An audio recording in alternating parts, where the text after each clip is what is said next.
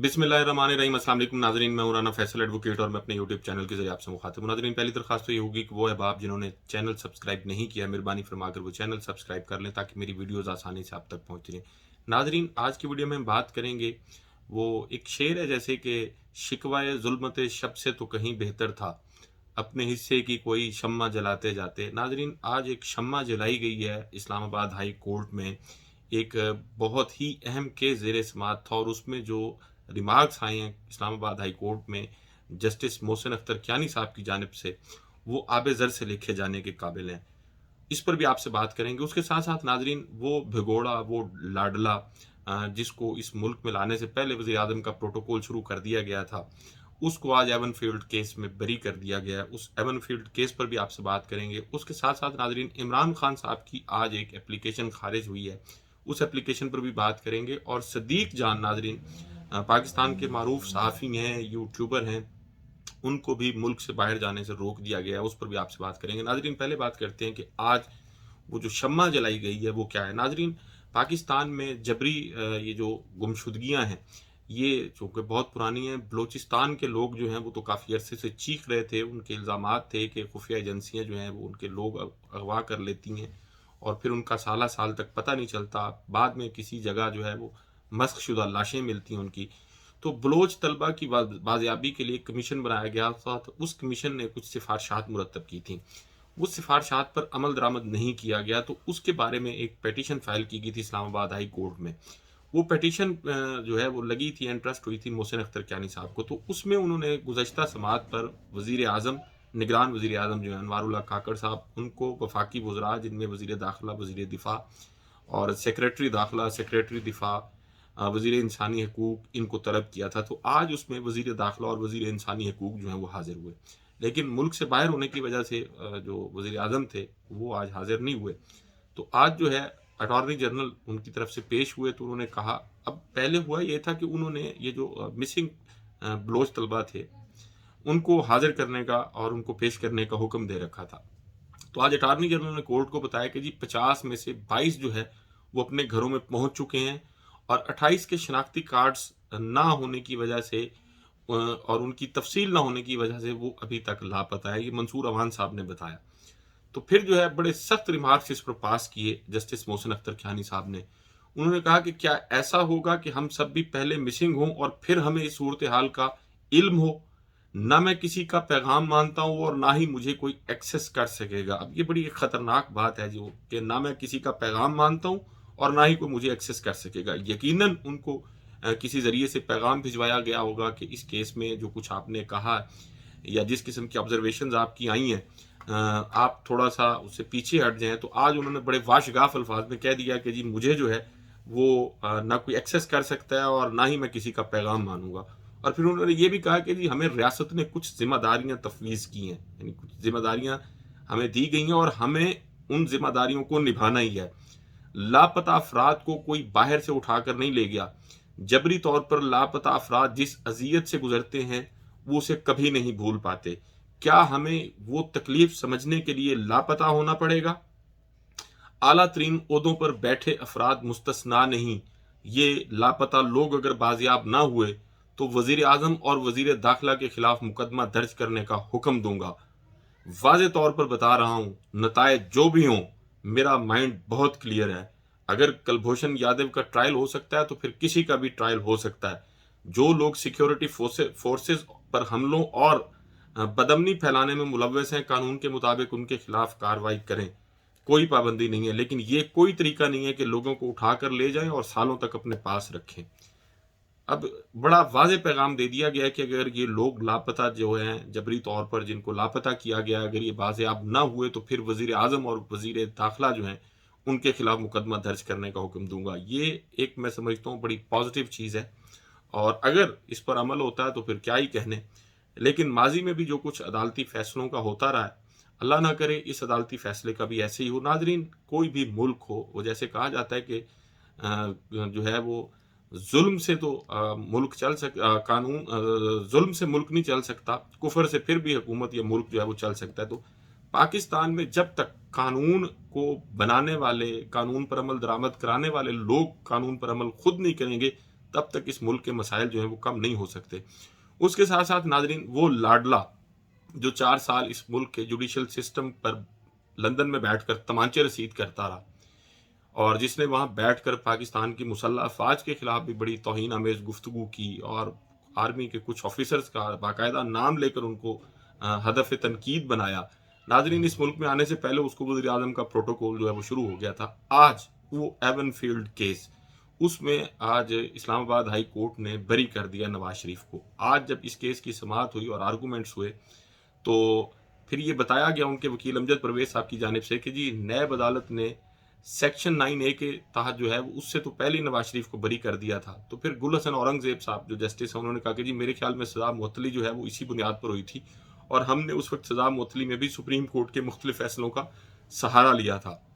تو اب جب انہوں نے آرگومنٹس کی امجد پرویز صاحب نے، تو انہوں نے کہا جی تحقیقاتی ایجنسی نے اثاثوں کے حصول کے وقت معلوم ذرائع آمدن سے تحقیقات کرنا ہوتی ہیں، اور معلوم ذرائع آمدن کا اثاثوں کی مالیت سے موازنہ کرنا ہوتا ہے۔ یہ ایسا مقدمہ ہے جس میں اس کے مندرجات ہی ثابت نہیں کیے گئے۔ استغاثہ نے جرم کے تمام جز ثابت کرنے ہوتے ہیں، لیکن اس کیس میں استغاثہ نے تمام جو ہے وہ جز ثابت نہیں کیے۔ اور پھر انہوں نے نواز شریف کے اثاثوں کی تفصیلات جو ہیں وہ بھی عدالت میں جمع کرائیں۔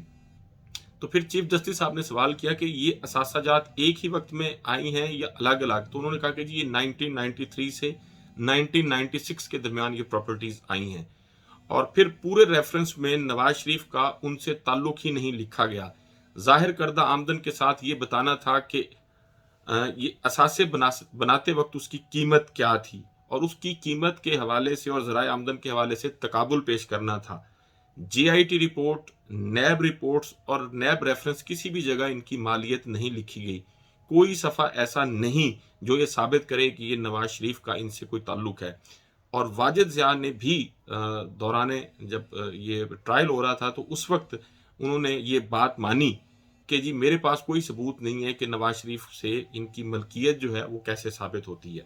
اور پھر سب سے اہم سوال یہ تھا کہ جی یہ آنرشپ کس کی ہے؟ نہ تو زبانی اور نہ ہی دستاویزی ثبوت ہے کہ یہ پراپرٹیز نواز شریف کی ملکیت تھی۔ بچوں کی کفالت کا بھی کوئی ثبوت نہیں ہے۔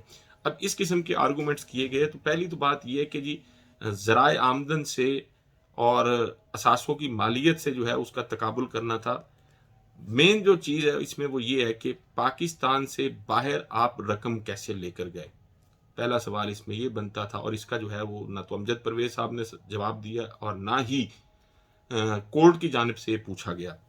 اور دوسری بات یہ کہ جی کہ کوئی ایسی ڈاکومنٹ یا کوئی ایسی دستاویز جو ہے وہ صفحہ فصل پر موجود نہیں ہے جس سے یہ نواز شریف کی ملکیت ثابت ہوتے ہو۔ جب نواز شریف صاحب کے صاحبزادے خود یہ کہہ رہے ہیں کہ جی الحمدللہ یہ پراپرٹیز ہماری ہیں، تو پھر کسی اور ثبوت کی کیا ضرورت رہ جاتی ہے جب ایک خود شخص مان رہا ہے کہ جی یہ پراپرٹیز ہماری ہیں، اور پھر بچوں کی کفالت کا بھی کوئی ثبوت نہیں ہے۔ بچوں کی کفالت کا ثبوت کیا ہوتا ہے؟ 1993 میں اور 96 میں ظاہر ہے نواز شریف صاحب کے جو بچے تھے اس وقت ان کی عمریں اتنی زیادہ نہیں تھیں، وہ کاروبار بھی ان کے بہت لمبے چوڑے نہیں تھے کہ وہ اس قسم کی پراپرٹیز خرید کر سکتے۔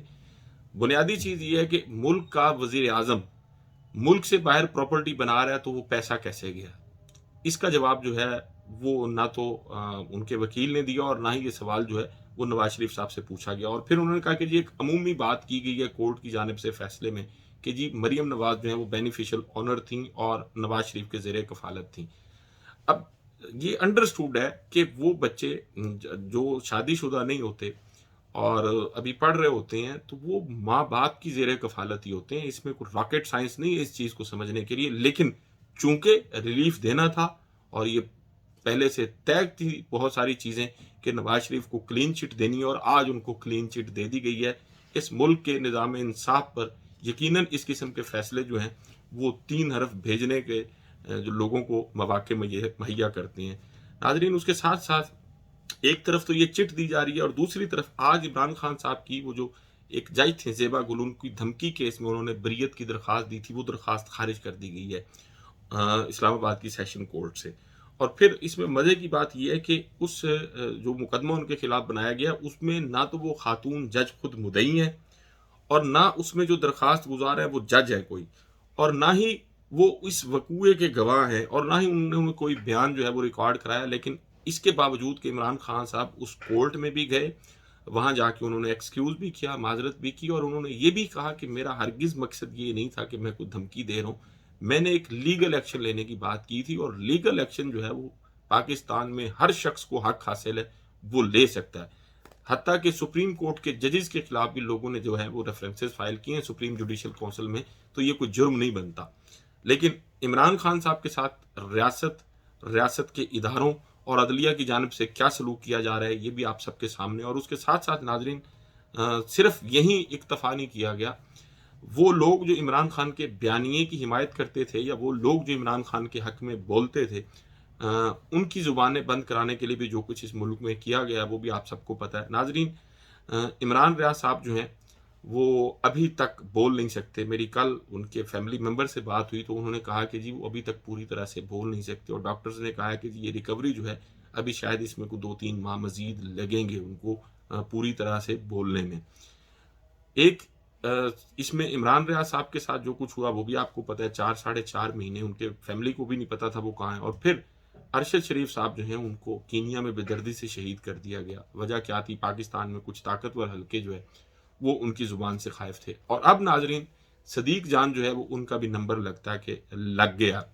ناظرین صدیق جان جو ہے وہ صحافی سے زیادہ سرجن ہے، اور سرجری وہ بڑی اچھی کرتے ہیں وارداتی ٹولے کی، پی ایم ایل این کی، اور یہ جو پی ڈی ایم کا ٹولہ برسر اقتدار تھا اس کے بارے میں انہوں نے ہمیشہ کوئی لگی لپٹی رکھے بغیر اپنی رائے کا وہ اظہار کرتے تھے۔ پھر ان کو اٹھایا گیا اور آنسو گیس کی شل کی ایک ڈکیٹی کا مقدمہ بھی ان کے خلاف بنایا گیا، جس میں عدالت نے ان کو رہا کرنے کا حکم دیا۔ لیکن اب ان کے ساتھ ناظرین یہ کیا گیا، گزشتہ سال ان کی والدہ کا انتقال ہوا تھا، تو وہ اپنی والدہ کے انتقال پر ان کی خواہش تھی کہ جی وہ ان کو ان کے نام کا عمرہ کریں، اور اس مقصد کے لیے ڈیفینیٹلی انہوں نے رجوع کیا ہوگا عمرے کے لیے، جس طرح بھی لوگ رجوع کرتے ہیں، تو ان کو پتہ چلا کہ ان کا نام جو ہے وہ سٹاپ لسٹ میں ہے۔ پاکستان میں کوئی ایسا مقدمہ جس میں عدالتوں کو یا تحقیقاتی اداروں کو مطلوب ہوں تو سٹاپ لسٹ میں یا ایگزٹ کنٹرول لسٹ میں نام ڈال دیا جائے تو سمجھ میں آتا ہے، لیکن ایسا کوئی مقدمہ پاکستان میں نہیں ہے۔ پاکستان کے کسی ادارے کو وہ کسی کیس میں مطلوب نہیں ہے، اس کے باوجود ایف آئی اے اور ایئرپورٹ حکام جو ہیں انہوں نے کس بنا پر اور کس وجہ سے ان کا نام جو ہے وہ نو فلائی لسٹ جو ہے ان کی یا سٹاپ لسٹ میں ڈال دی ہے، اس پر یقیناً ان سے جواب طلبی ہونی چاہیے۔ یہ ادارے بھی جو مکروہ اور غلیظ کھیل کھیل رہے ہیں، یہ پی ڈی ایم میں شامل جماعتیں اور خصوصاً پی ایم ایل این کے لیے ایک وقت آئے گا ان اداروں کو بھی بہرحال اس کا جواب دینا پڑے گا۔ ناظرین، آپ سے ملاقات ہوگی اگلی ویڈیو میں۔ اپنا اور اپنے ارد گرد کے لوگوں کا بہت خیال رکھیے گا۔ اللہ حافظ۔